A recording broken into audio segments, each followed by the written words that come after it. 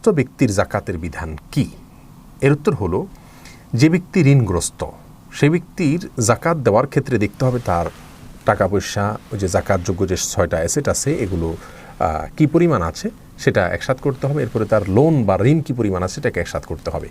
তার লোন যে পরিমাণ রয়েছে, লোনের চাইতে যদি তার সম্পদ বেশি থাকে, এই বেশিটা যদি নেশাব পরিমাণ হয় তাহলে তাকে জাকাত দিতে হবে।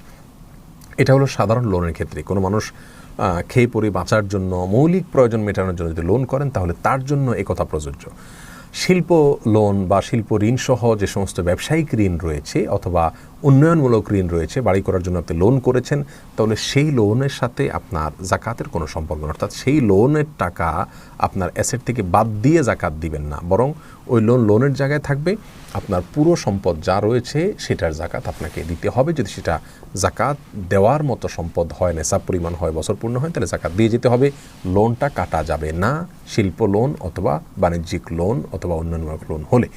আর যদি মৌলিক চাহিদা মেটানোর জন্য শিক্ষা, চিকিৎসা, আপনি অন্ন, বস্ত্র, এরকম কোনো একান্ত প্রয়োজন মেটানোর জন্য আপনি লোন করতে হয়েছে, সেই লোনের টাকাটা আপনি বাদ দিয়ে, সেই লোনের পরিমাণ টাকা বাদ দিয়ে বাকিটুকু যদি নেশাব পরিমাণ হয় তাহলে আপনাকে জাকাত দিতে হবে। তাহলে আমরা জানলাম ঋণগ্রস্ত ব্যক্তির জাকাত কিভাবে দিবেন। ঋণের টাকা বাদে বাকিটুকুর জাকাত তাকে দিতে হবে যদি সেটা নেশাব পরিমাণ হয়। আর শিল্প লোন বা অন্যান্য লোনগুলো এর আওতাভুক্ত নয়। সাইদ গুলজার আলী লিখেছেন, ঋণ থাকা অবস্থায় কি দান বা সাদাকা করা যাবে? ঋণ থাকা অবস্থায় দান বা সাদাকা করা যাবে কিনা? মৌলিক কথা হলো যে ঋণ থাকা অবস্থায় ঋণ পরিশোধ করাটাই উত্তম সাদাকা করার চাইতে। এটা হলো মৌলিক কথা, মোটা দাগের কথা।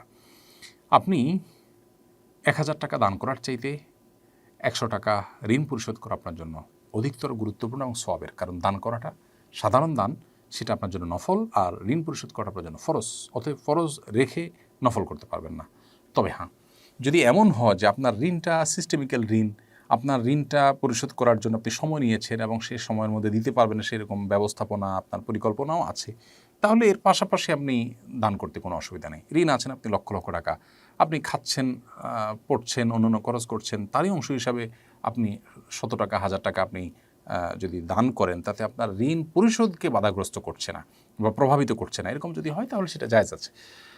তবে অবশ্যই মৌলিকভাবে ওই কথাটা আমাদের মাথায় রাখতে হবে যে দান করার চাইতে ঋণ পরিশোধ করা ইসলামের শরীয়তের দৃষ্টিকোণ থেকে অনেক বেশি গুরুত্বপূর্ণ এবং সওয়াবের কাজ। বিধায় দানের উপরে ঋণ পরিশোধকে সবসময় অগ্রাধিকার দিয়ে আমাদেরকে চলতে হবে। সাকলাইন আলভি আপনি লিখেছেন, কিস্তিতে পণ্য কেনা কি জায়েজ হবে? কিস্তিতে কিনলে কিছু সুদও তো দেওয়া লাগে। কিস্তিতে কিনলে একটু বেশি দাম দেওয়া লাগে অনেক সময়, এটা সুদ হিসাবে বিবেচিত হবে না। কোনো জিনিস নগদে কিনলে একরকমের দাম, কিস্তিতে কিনলে দাম বেশি। এই বেশির কারণে এটাকে আমরা অনেকে সুদ মনে করি, এটা সুদ বলা যাবে না। কিস্তিতে সাহাবায়ে কেরাম কিনেছেন, কেনাবেচা করেছেন এবং সেটাকে নবী করিম সাল্লাল্লাহু আলাইহি সাল্লাম নিষেধ করেছেন এমন কোনো কথা আমরা জানি না। এবং সেখানে কোনো শর্ত যে তিনি দিয়েছেন যে কিস্তিতে কিনলে আপনার সেটা হতে হবে, আপনার মূল দামের মতো হইতে হবে, কিস্তিতে কিনলে কেনাবেচা করলে কম বেশি হতে পারবে না, এরকম কোনো শর্ত নবী সাল্লাল্লাহু আলাইহি সাল্লাম দেননি। বিধায় এটিকে জায়েজ বলেছেন বিজ্ঞ ওলামায়ে কেরাম। বিধায় কিস্তিতে কেনাবেচা করাতে কোনো মৌলিকভাবে অসুবিধা নেই। আব্দুল্লাহ মামুন আপনি লিখেছেন, জুমার নামাজ মসজিদে এসে অনেককে দেখি সবার শেষে এসে গায়ের উপর দিয়ে সামনের কাতারে বসতে যায়, এটি কি তাদের গুনাহ হবে? অবশ্যই এতে গুনাহ হবে। হাদিসে পরিষ্কারভাবে এটাকে নিষেধ করা হয়েছে এবং এটা হলো জাহান্নামের যাওয়ার জন্য ব্রিজ বানিয়ে সেটা পার হওয়ার মতো ব্যাপারটা। এবং জুমার নামাজে আগে আসলে আগে যাবেন, আর পরে আসলে পরে বসবেন, এই নীতি থাকা উচিত। হ্যাঁ, যারা মসজিদের কাজকামে নিয়োজিত আছে, কোনো কারণে যেতে হয়েছে, সেটা ভিন্ন বিষয়। আবু বকর আপনি লিখেছেন, মানুষ থেকে সহযোগিতা নিয়ে ওমরা করা যাবে কিনা? যে কোনো আর্থিক ইবাদত মানুষের সহযোগিতা নিয়ে করা যেতে পারে, এতে কোনো গুনাহ নেই। আপনি ওমরা করবেন কিংবা হজ করবেন, আপনাকে কেউ পুরো টাকাটা দিয়ে দিয়েছে কিংবা টিকিটের টাকা দিয়ে দিয়েছে বা আংশিক দিয়ে আপনাকে সহযোগিতা করেছে, তো কোনো অসুবিধা নেই। যিনি সহযোগিতা করেছেন আল্লাহর জন্য করে থাকলে তিনি এর জন্য উত্তম বিনিময় পাবেন আল্লাহর কাছে। আর আপনিও কষ্ট করেছেন, পরিশ্রম করেছেন এবং ইবাদত করেছেন, ইনশাআল্লাহ বিদিন আল্লাহর কাছে আপনি তার জন্য আজর পাবেন, বিনিময় পাবেন। বাবা যদি ঋণ রেখে মারা যান এবং তার সম্পদও থাকে, সেক্ষেত্রে সন্তানদের জন্য কি সে সম্পদ থেকে তার ঋণ পরিশোধ করা কর্তব্য? হ্যাঁ, অবশ্যই কর্তব্য এবং এবারে কোনো সন্দেহ নেই। সারা বিশ্বের সকল ওলামায়ে কেরাম একমত যে বাবা যদি কারোর কাছে দেনা অবস্থায় তার মৃত্যু হয়, সেটা ব্যাংকের কাজে হোক, সরকারি বেসরকারি প্রতিষ্ঠানে হোক, যেভাবেই হোক, লোন রেখে তিনি মারা যান, আর এদিকে বাবার সম্পদও থাকে, তাহলে সন্তানদের উপরে ফরজ হলো বাবার এই সম্পদ বন্টনের আগে তার ঋণ পরিশোধ করা। ঋণ পরিশোধ করার পর যদি কিছু থাকে সেটা বন্টন হবে, আর না থাকলে নাই। কিন্তু ঋণ পরিশোধ করাকে প্রায়োরিটি দিয়ে সেটাকে সব কিছুর আগে করতে হবে দাফন কাপড়ের পাশাপাশি। এরপরে সম্পদ বন্টনের বিষয় আসবে। নিজেরা বন্টন করে নিয়ে এরপরে বাবার ঋণ পরিশোধ করার জন্য আলাদা আলাদা চাঁদা তুললো বা সবাই মিলে করলো, সেটাও নয়, বরং আগে বন্টন ঋণ মুক্ত করার চেষ্টা করা হবে, ঋণ পরিশোধ করা হবে, এরপরে বন্টনের দিকে তাদেরকে যেতে হবে। প্রিয় দর্শক, সিমি তালুকদার আপনি লিখেছেন, ঋণ শোধ করার জন্য বিয়ের গহনা বিক্রি করা যাবে কি? ঋণ শোধ করার জন্য বিয়ের গহনা কেন, জমি জমা ইত্যাদি ভিটে বাড়িও বিক্রি করা যাবে। প্রয়োজন আপনি ভাড়া বাড়িতে থাকবেন, কিন্তু জমি জমা বিক্রি করতে পারবেন যদি আপনার বিকল্প কোনো পথ খোলা না থাকে। ধরুন একজন নারী ঋণগ্রস্ত হয়ে গেছেন, তিনি তার বিয়ের গহনা বিক্রি করেছেন। বিয়ের গহনা বলতে স্বামী তাকে দিয়ে দিয়েছেন, মহানা হিসাবে দিয়েছেন বা উপঢৌকন দিয়েছেন, তিনি এটা বিক্রি করে ঋণ পরিশোধ করতে পারেন।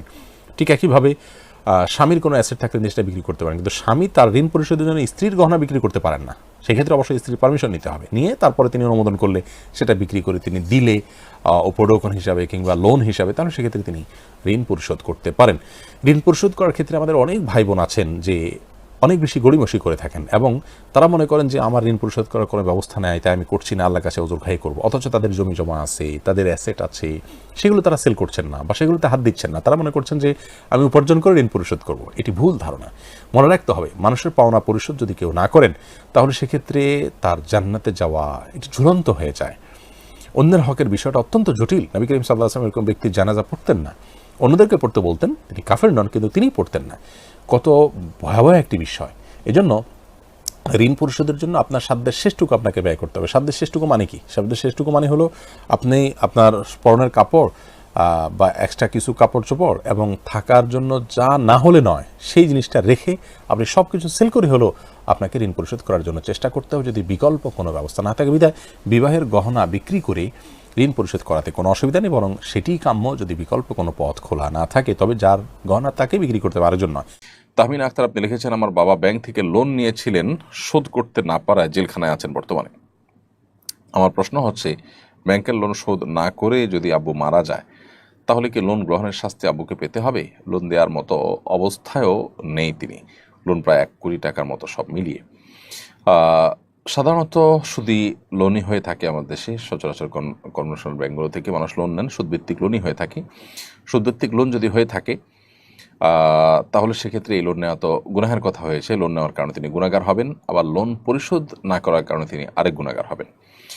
এবং এই দায় থেকে তাকে মুক্তির জন্য প্রথমত তিনি সুদি লোন যেটা নিয়েছেন সেটার জন্য তওবা করতে হবে যে জীবনে আর কখনো তার যত প্রয়োজনই হোক তিনি এরকম কোনো সুদের কারবার জড়াবেন না। এই মর্মে তাকে তওবা করতে হবে। তওবা করলে আশা করা যায় সেই গুনাহ আল্লাহ তাআলা তার মাফ করবেন। কিন্তু আপনার বাবার যে লোন হয়েছে ব্যাংকের প্রতি, সে লোন পরিশোধ করার চেষ্টা তার সর্বোচ্চ থাকতে হবে এবং জমি জমা স্থাবর অস্থাবর সম্পদ বিক্রি করে হলেও তার লোন দেওয়ার সর্বোচ্চ চেষ্টা করতে হবে।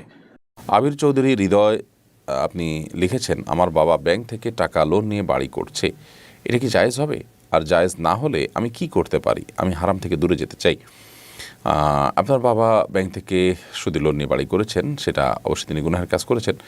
আর যদি সুদি লোন থেকে তিনি বাড়ি করে থাকেন এবং সেটি নাজায়েজ হওয়ার কারণে আপনি তাকে বোঝাবেন এবং নিজের সামর্থ্য থাকলে তার এই হারাম উপার্জন আপনি বর্জন করে নিজে হালাল উপার্জন করে চলবেন এবং চেষ্টা করতে হবে সেটি করার আপনার। যদি আপনি ছোটো হন, বয়সে এখন উপার্জন করার মতো সুযোগ না তৈরি হয়, তাহলে সেক্ষেত্রে আপনি সাময়িকভাবে বাবার সাথে আপনি বসবাস করেন বা তার হারাম উপার্জন থেকে আপনার মৌলিক প্রয়োজন পূরণ করেন, এটি আপনার জন্য জায়েজ হবে।